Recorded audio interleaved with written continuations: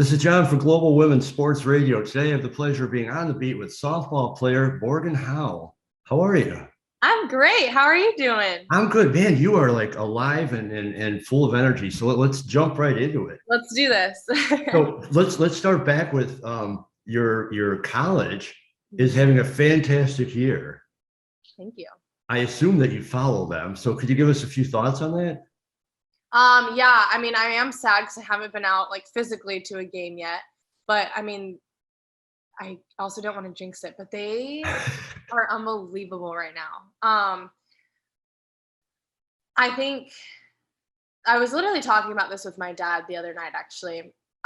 Offensively, we've always had it. Offensively, Arizona State has always been like big. Like we've always been able to put up runs. I think where we lacked was that we just never had a full staff in the circle. We just never had a full pitching staff. We always had someone we kind of leaned on a little bit more that could, get it done. But the more they pitch, the more film there is, the more studying there is for other people. So I'm not gonna say predictable, but you know what they're throwing. And then on the flip side of that too, they're getting tired. Things aren't going to move as much. So I think the difference right now is that they have like a full pitching staff, and it's just so cool to see both things clashing. You have your offensive side just still doing what we always do, but then seeing the circle just, cross people up and down, top to bottom, like it's nuts. So I don't get to watch every single game because the time change and I'm working. So, but when I see everything on Twitter, I see everything on Instagram, and I'm here for it. So. Well, I won't make you make a prediction because I don't want to jinx them either. But it looks like they could go far in the playoffs. I think that they're gonna do some damage. I really, really hope that they get to host again. Because we got to host back in 2018. We got to host Supers and just the regional as well. And that was electric. I would love to be in Farrington again with that same energy, in that same environment. Man, I think I will be playing. No, I won't be playing yet. I might have to tell my work that I need some weekends off. Hey, priorities. I get it. You know what I mean? So I need to be there. I think that they're gonna have a really great run this postseason if they keep doing what they're doing. So. Well, let's move on to another of your softball ventures. You play for Athletes Unlimited. Mm-hmm. Now, Athletes Unlimited, I've interviewed several players I followed, I've written about it. They have a really unique scoring system. So as a traditional softball player going into that, what were your thoughts on that whole way of the way they do it with the redraft and the points and all that? Yeah. So initially, I think it's a cool idea. Initially, I think the part that got me the most excited was the fact that the draft. You get to play on a different team with different people every single week. I thought that was really exciting because I have never played with or against a lot of those people, whether it's because of age, whether it's because of different conferences, whether it's because, our teams are just never going to see each other. I got to play with so many different people that I've never even met, or maybe I've seen play, or, maybe I even played against them and I got to play with them. So I thought it was a really, really neat idea. And it just broadens everything a little bit because, yes, in a more traditional setting, you are playing with a bunch of people that you may or may not have ever played with or against. But in this setting, you're not just limited to that one team for a whole season. Like you're every week. So initially that's what I was like mind blown about. I was so excited for. The part that had me a little bit iffy originally was just the point system. I know that the point of the point system is to kind of, see who the best of the best are. Highlight those individual stats that kind of get hidden sometimes behind the team winning, which they counteract that with how much and how heavy the team points weigh. So like your innings points, your games points, things like that. But I was a little bit iffy because I was like, man, this is a little individualized, and you can't individualize a team sport. It just doesn't work. there's no way that you can get a team to mesh, especially if you just do them together in a week and everyone's playing selfishly. But where I was thoroughly surprised and where I was what ended up being the best 2 seasons ever, was that it's not that way. And it's definitely about the character that's there, because, yes, I mean, we all grow up on it's a team sport. So that never changes, even if it has to do with your points. Everyone is just as excited for each other's success. Everyone was just as hyped up for their own success as they were for someone else. So even if they weren't playing. So I think that that's, I guess what eased my mind or like made it fun was that, yes, the points make it somewhat of an individual thing, but if you fill it with the right kind of people and you fill it with the right characters, that the points come, but we're going to still play softball and we're still going to have fun doing it. And, again, the points will come. So within that concept, within the point system and all that, without being a selfish player, is there anything you can do on an individual basis to increase your points, either, for the season or for an individual game? Like, is there any mindset? Is there any way to play differently to get more points, but still play within the team concept? Or don't you even think about that? I think it's different for other people. Some people, they can say, all right, I need to get this, and they do it. Like, they're just naturally gifted that way. Me personally, and I think this is where I don't know, I'm not a stats person, but I know how I did the last 2 seasons. That's the difference, but for me at least, is when I play free, when I play, we're just playing softball, we're having fun, forget about the points.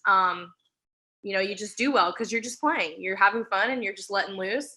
And then that was my season 1, and then I saw season 2, and I was definitely more, I put a lot of pressure on myself. It was a lot of, okay, I have to get this if I want to be here. We need to do this in order to get this many team points. We got to do this to win this inning. Like, for me, I put a lot of pressure on the smaller picture, and I was making things very outcome oriented instead of, process oriented. So I think it just depends on the person that you are. I think it's how you operate and how you play the game. Like I said, some people can say, all right, I need to hit a home run, and then just do it. I can't do that. It just depends. It just depends. Now, when the season starts, I know it starts, we're a few months away, but once it starts, walk us through a little bit, like, what is your weekly schedule? I know you play games on Friday, Saturday, Saturday, Sunday, Monday. Yeah. So, and then the draft is Tuesday, I believe. So, like, what is the rest of your week like? Right. So, I guess we'll start it from the games. So, I will start from draft day. So draft day is on Tuesday night. That's kind of our off day. So you have optional, you can go hit if you want to, you can go field if you want to. We have trainers and everything, so you can go get your recovery stuff in. But mostly kind of relax, recover, get your work in if you want it, XYZ. And the team captains are actually, I've never been a team captain, so this wasn't me, but team captains are going over with their facilitators on like their draft plan, how they want to draft, who they want to draft, XYZ. And then the draft's Tuesday night. You'll meet up with your teams Wednesday, and we have like allotted practice times based on the color of the team. And that schedule rotates between the whole week. So kind of everyone gets to practice at a different time in the day, but everyone gets every slot of the day within the week, if that makes sense. Sure. Practice Wednesday, practice Thursday, practice Friday. And really so you have like your college practices where you're running plays, you're running scenarios, you're running situations, you're running all these crazy things. You have the pitching machine set up for who you're going to see that week, all these things, but you've had time to study that. Your coaches have had time to put together those plans. Each team is put together Tuesday night. So everyone's just kind of sharing information. You kind of get in what you need. It depends on your captain. Some captains have way more structured practices. Other captains have more, okay, get what you need and we'll get out of here. Just depends on, again, the makeup of the team. It depends on what each person needs. But yeah, you just practice Wednesday, Thursday, Friday, and there's a lot of downtime in between. So we'll have like programmings. So we'll have guest speakers come in, and they'll talk to us just a variety of things. We've had, like, I don't want to call them seminars, but programmings about money managing, like, what do you want to do with yourself, how to brand, like how to build your brand, XYZ, just little things like that. And then we have this thing called Friday Night Lights, and it's just various different topics that we kind of talk about. Well, season one, voting, because it was I think a voting year, and then another, like, just some other topics like the LGBTQ plus community, just facts and things you didn't know, like just a broad thing of topics, if that makes sense. Sure. But we just have a lot of different programmings that are optional. You don't have to come to them, but it kind of like brings us together, or like gets you to get to know other people that you may have never met before, may have never talked to before. So things like that. And then just during the day, you're kind of like either resting or hanging out or exploring. Season 2, we were allowed to actually leave market.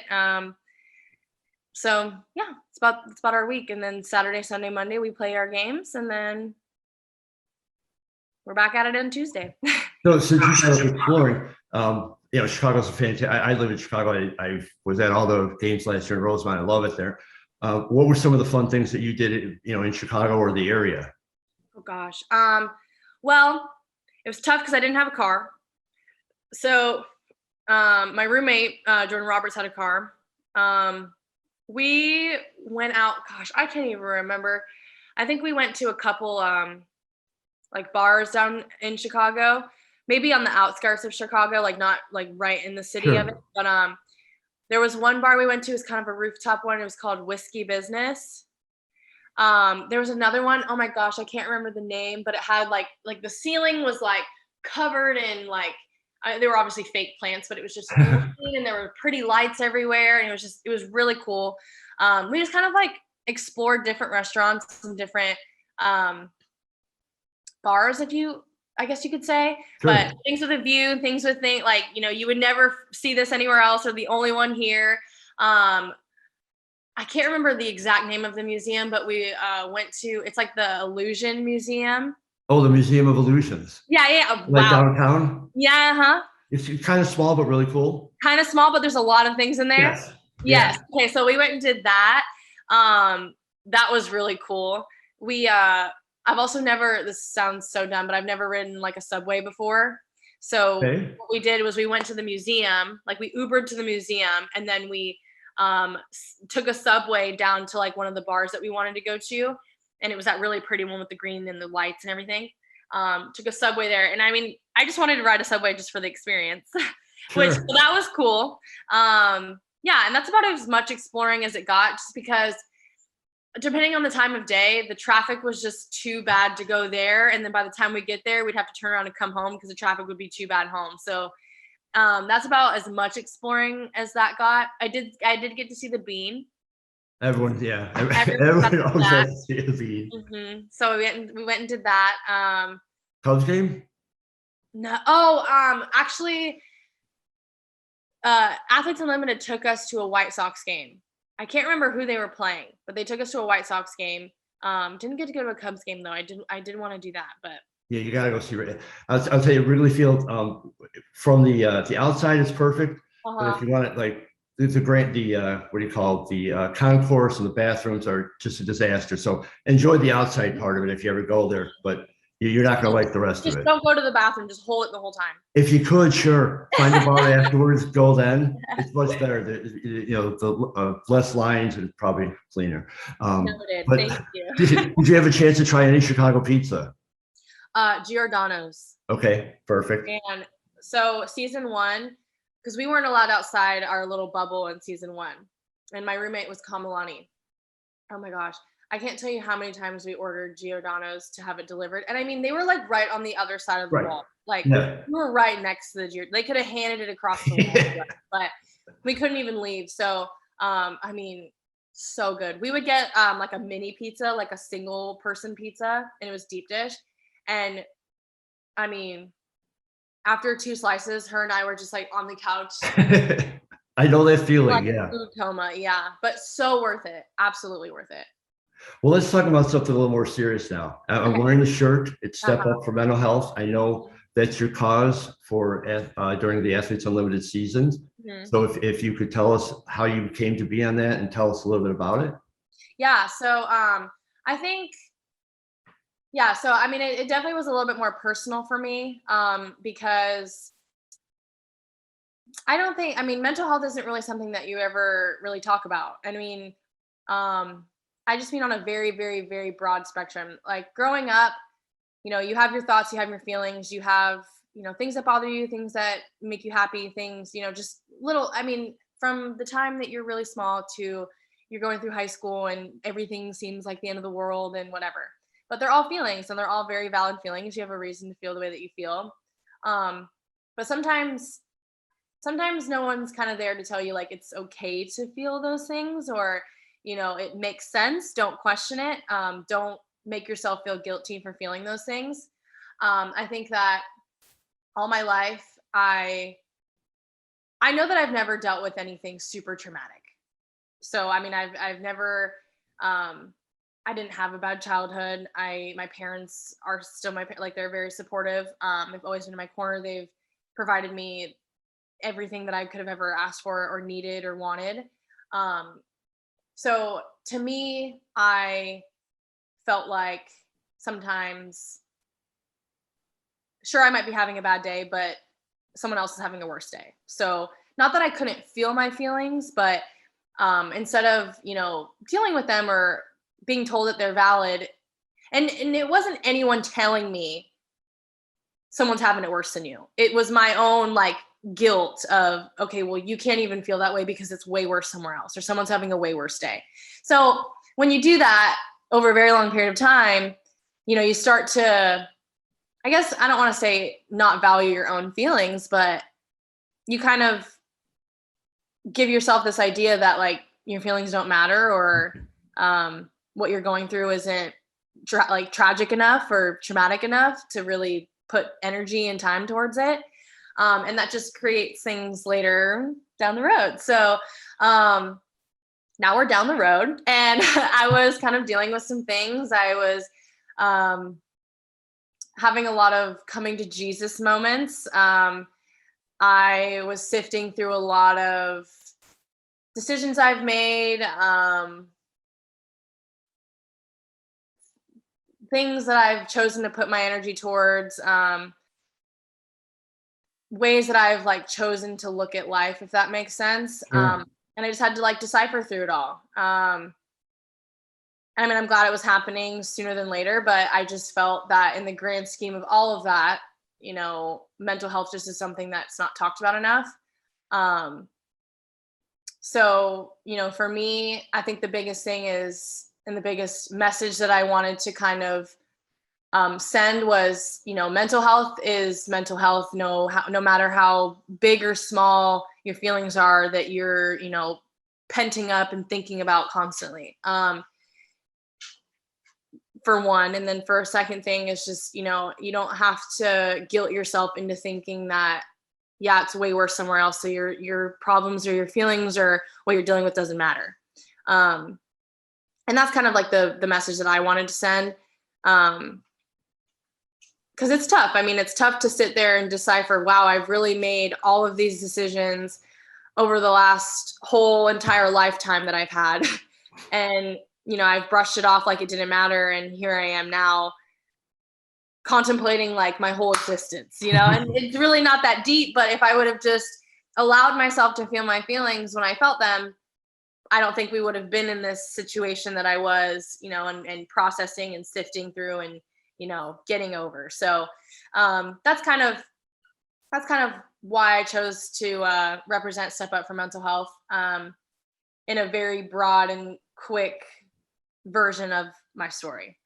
Well, I mean, I think it's really important because it's easy to look at someone like you and say, she's a young woman, she's on top of the world, she's playing softball, she's an athlete, she's living life great. You have struggles too. We all have struggles, no matter what age level, wealth, whatever we have. and it's all relative and it's all valid. And I think it's so important for people like you to come out and I mean, you don't even have to tell your entire story of, people don't need to know every personal detail of it, but the fact that you're just exposing it and showing and promoting the cause, I think is so important. And I appreciate on a level. I mean, I know there are a few other players on the teams in the league that support this one. Not to diminish any of the other causes too, because everyone's got, I think all the causes really are fantastic. And I applaud you all for doing that. But I just think it's so important that people like you have come out and talked about it, because it helps everybody. Yeah. And I think the most current thing right now is that I've kind of been on a more personal level, been kind of dealing with, and I've like posted about it and actually been like way more public about it. But, just being in your early 20s, it's, I mean, I'm in the moment, we're figuring it out, but it's kind of tough, and just like you said, some people look at me and think I have it all together because I'm still playing softball and I'm playing at a professional level and I'm getting paid to do it. But I'm looking at those same people like, wow, you have it together because you have a whole career.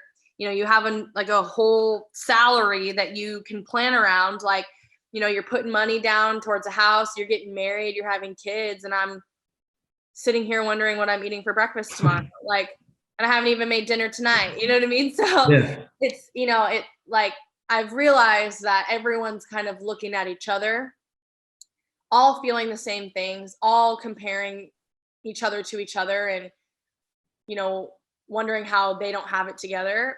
And it's all just this one big cycle loop of realizing, we're all figuring it out in our own ways, and your feelings aren't more or less valid just because my path is this way and yours is that way. So yeah, I mean, it's nuts. It's nuts. Kind of realizing that life is a scam and that we're just all figuring it out as we go. I mean, they don't teach you this stuff in school, and you're realizing they don't teach you this stuff in school because you have to figure it out. Like even they had to figure it out. Everyone's just figuring it out. So it's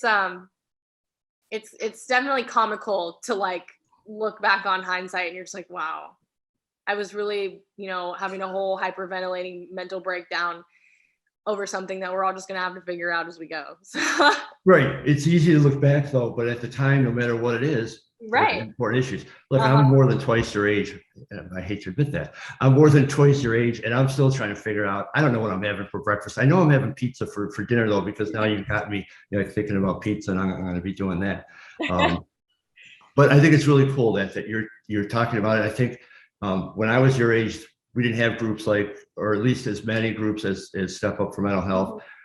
So I think it's so cool that there are companies or organizations like that helping out people. And people like you are promoting the cause. I'm sorry? I said, I'm sorry, the dog's squeaking. No, hey, there's room for the dog. It's all cool. We're all one big happy family. Well, listen, I really, really appreciate your time. Before I let you go, do you know when the season starts for Athletes Unlimited? Gosh, so I know that they're doing Athletes Unlimited X, which is a shortened season before the season. Sure. So oh gosh, I want to say that starts June. Oh God, this is so embarrassing. I want to say it starts June 3rd or maybe June. Okay, 4th. But early June. Early June. I think it's like a 3-week season. Okay. Again, it's very shortened. It's either 2 or 3 weeks. I can't imagine it being 2. I am not caught up to date, clearly. And then the regular Athletes Unlimited season is now going to be from mid-July until the end of August. Perfect. Usually it's mid-August to the end of September. But I'm actually not playing with Athletes Unlimited this season. I will be playing with the WPF this season. Oh. Yeah. So kind of a tough choice to make. The seasons just cross over, so I can't do both. There's a number of people that actually can't do both. So do you have a couple minutes just to talk about the WPF then? Yeah, absolutely. So I know that they're starting this season. It's a brand new league. Can you tell us just a little bit about that? Like how many teams, how long is it traditional softball? Yeah, so it will be a traditional softball setting. You'll have a team in a city. It's just kind of, I don't want to say the MLB, but it's very similar. You know, you have a team based in a certain city, and then we'll go play against each other, play a series against each other, and we'll have like a whole playoffs and championship, all the things. But because this is the first season, it's going to be just an exhibition season because we don't have enough teams to put together a whole traveling thing and whatnot. Initially that's what they wanted, but I think just there wasn't enough time to get it done the way that they wanted. So we're just going to start off with it being an exhibition season, this first season. So it's the USSSA Pride and then Smash It Sports Vipers. I will be with the Vipers, but it's just us two, and we'll just be playing a lot of exhibition games against each other all summer long. We start, I want to say June 10th, and we run through either the middle of July or the end of July. So that's where the crossover is. AUX is during the beginning of WPF, and then the normal AU season will start at the end of the WPF. So there's that crossover. Yeah. So. Well, now I have something new to follow too, because I can't get enough softball. The college season is going to end in a couple of weeks, and I will be itching to get back to softball. I'm disappointed that I won't see you in Rosemont. I know. But I'm sure I'm around. I'm sure I'm going to come visit because Jordan Roberts will be there. There's a lot of good people that'll be there. But I was roommates with Jordan Roberts last year, so naturally I got to come support my old roomie. Sure. And I'm hoping that I can come see an AUX game because Kamalani will also be playing in AUX, and I have to see Kama pitch. So hopefully I have some time to shoot over there and go watch. Well, I've taken way more than your time that I had asked for, and I really appreciate it. It was a lot of fun. It was great talking to you about the mental health, about the softball, about your new softball adventure, and I wish you a ton of luck in it. I'll be following. I won't be able to get to the games because I don't think there's going to be any in Chicago area. There won't. But when there are, eventually, you know, hopefully there will be. But until then, really, I appreciate your time. I wish you good luck, and really thank you for your time. Absolutely. Thank you so much. This was so much fun. Thanks. You have a great day and a great season. You as well. You have a great day. Thank you so much. Thanks. Appreciate it.